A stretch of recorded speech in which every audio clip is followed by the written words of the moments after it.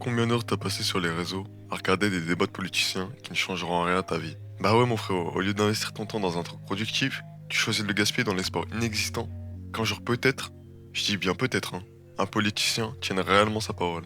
Mais en réalité t'es pas le seul. Aujourd'hui je vais te montrer pourquoi, au lieu de regarder le dernier TikTok de Mélenchon comme un gros détraqué, tu ferais mieux d'investir sur toi-même car aucun politique, je dis bien aucun, ne viendra te sauver.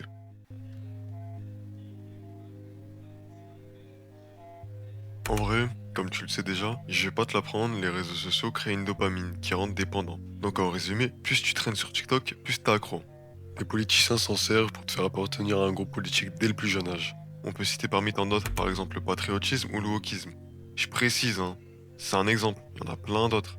Mais en réalité, ce que je veux que tu captes dans ton gros crâne, c'est qu'ils s'en servent pour te niquer le cerveau et te faire perdre ton temps dans un sujet où t'as aucun putain d'impact. Pour te détourner de tes vrais objectifs. Et là, une simple question se pose. Comment ils font? Bah, comment ils font, frère? Bah, avec l'effet d'appartenance à un groupe. C'est un peu, non? Bref, ils s'en servent pour nourrir une haine vers l'autre camp et te faire perdre ton temps en te détournant de tes réels problèmes. Tu me crois pas? Ok, regarde cet extrait et ose me dire le contraire. Bonjour monsieur, décale. Bonjour, décale. Attends, tu touches pas, tu touches pas. T'as entendu, tu dégages. Calme-toi, tu me touches. C'est toi qui m'as dit.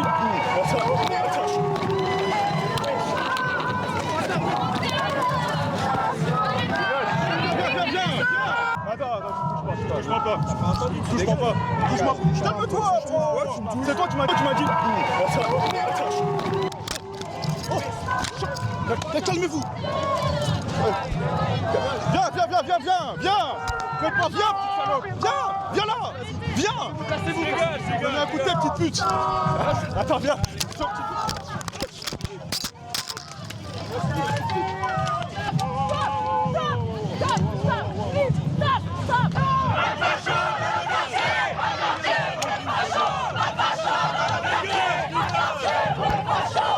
Je m'en fous du contexte.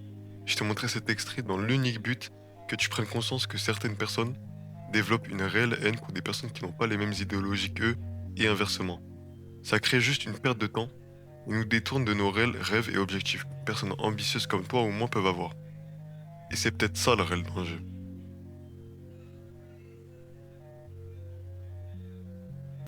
Tous les 5 ans, des jeunes comme toi ou moi sortent militer en croyant réellement que leur vie va changer grâce à la politique.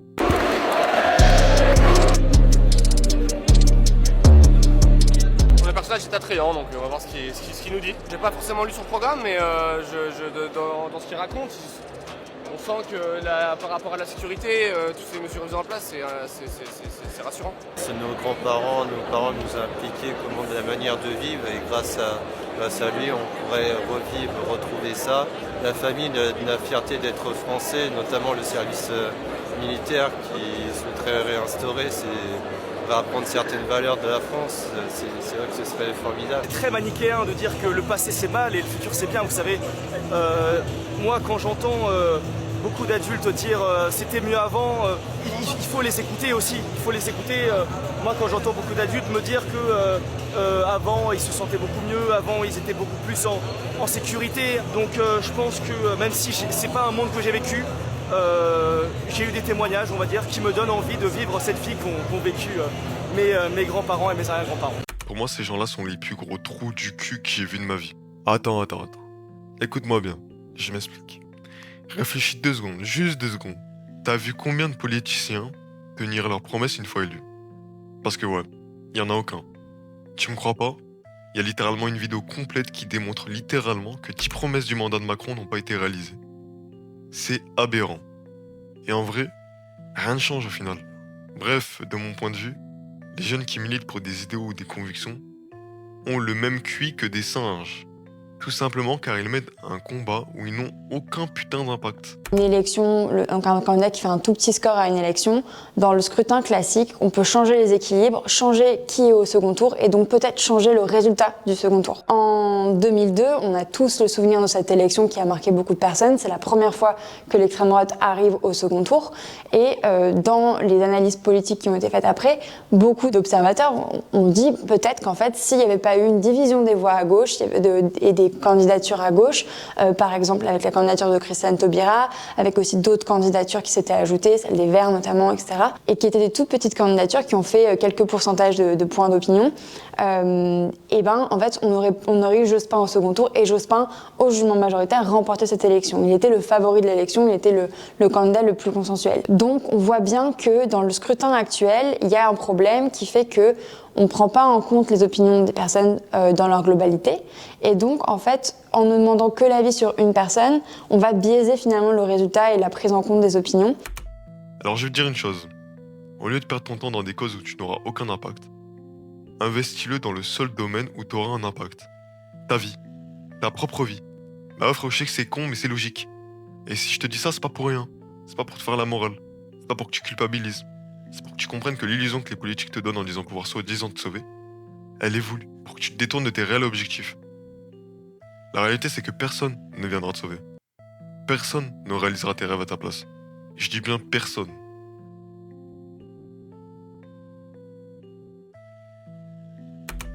Est-ce que tu crois sincèrement que quelqu'un est venu sauver ce mec?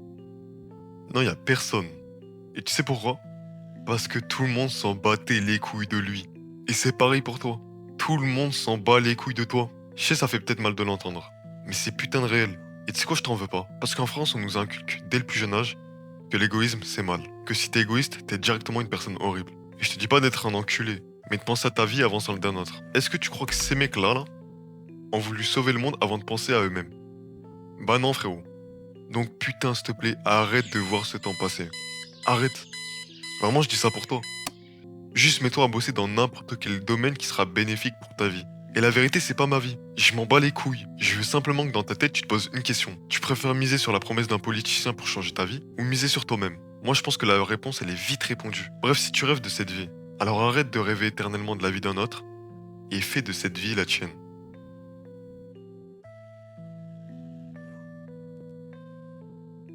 Au final, peu importe les promesses d'une personne, demain tu te réveilleras avec cette même putain de vie. Y a que toi qui peux changer ta vie. C'est clairement pas quelqu'un qui le fera à ta place. Et encore moins un politicien. Alors réveille-toi mon gars, c'est pas fini. Arrête de voir ce temps passer. Rien n'est jamais fini. Même dans un monde de lâches comme celui-là, où la lâcheté est une normalité.